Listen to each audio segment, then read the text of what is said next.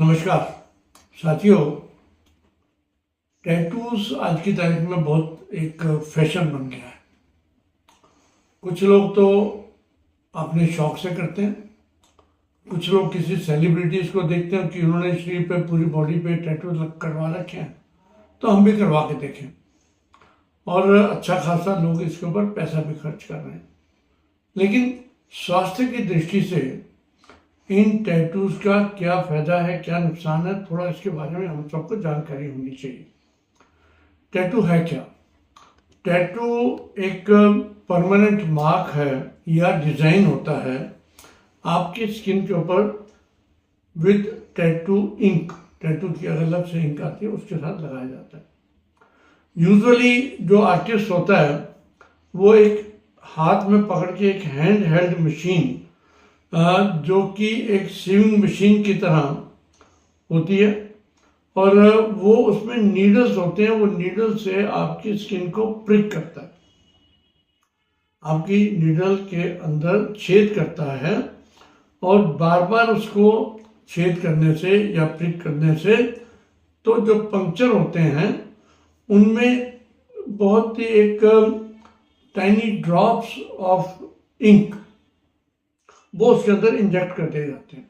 यानी कि आपने उसके अंदर छोटे छोटे महीन एक पॉइंट्स बनाए, पियर्स किया, उसके अंदर दवाई को इंजेक्ट कर दिया, इंक को इंजेक्ट कर दिया। अब इससे थोड़ी ब्लीडिंग भी होती है।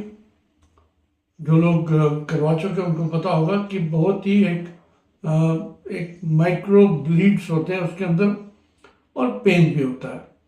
तो एक ही मान के चलिए कि पेनफुल प्रोसीजर है।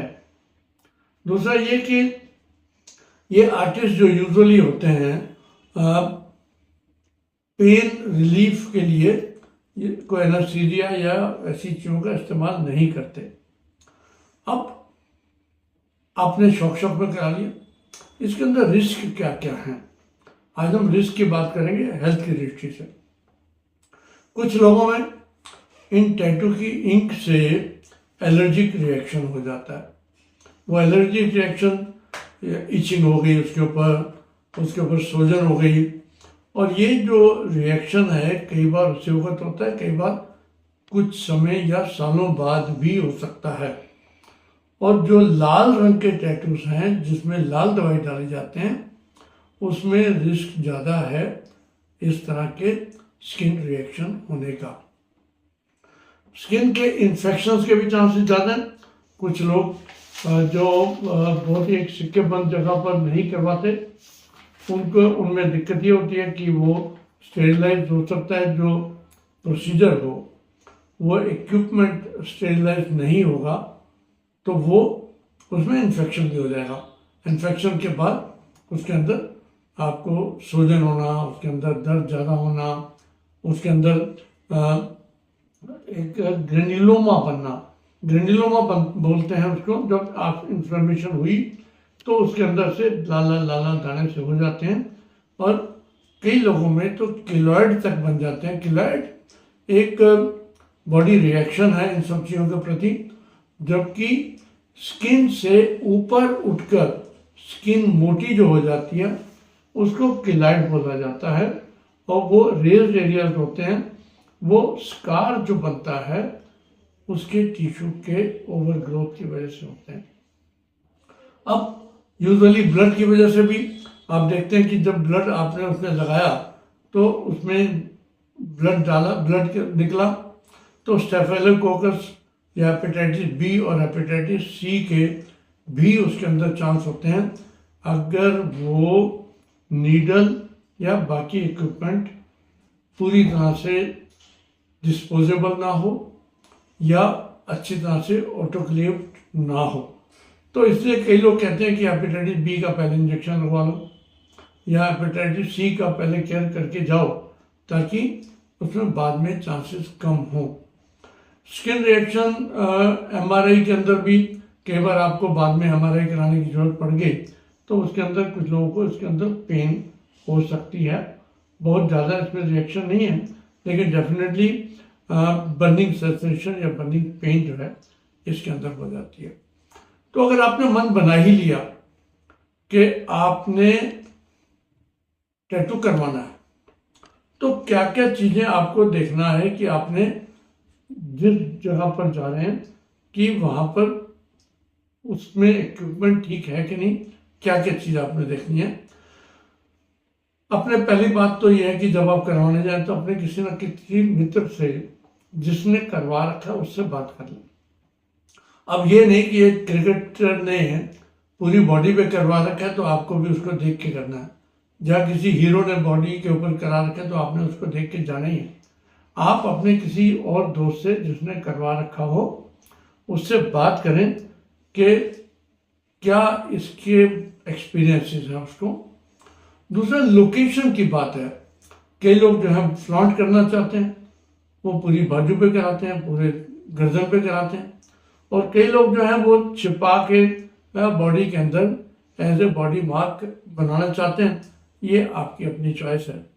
और उसके बाद इसके अंदर सबसे बड़ी बात यह है कि कई बार ये जो आपका टैटू मार्क है, आपने वेट लूज किया या वेट गेन किया, या इवन प्रेगनेंसी के अंदर भी आपकी जो शक्ल है उसकी आर्ट की वो बदल भी सकती है। ये आप मान के चलिए, क्योंकि ओवरऑल वहाँ के नीचे, स्किन के नीचे जो फैट है, फैट अगर एब्जॉर्ब हो गया, फैट या और ज़्यादा ऐड हो गया, तो उससे ऑटोमेटिकली स्किन की और स्किन के ऊपर टैटू की शेप बदल जाती है। ये भी और ध्यान रखें कि अगर आपने 1-2 दिन पहले अल्कोहल लिया हुआ है या आप कुछ ड्रग्स लेते हो तो वो व्यक्ति उन दिनों में बिल्कुल ना करवाएं। ये कहीं ना कहीं परेशानी भी कर सकता है।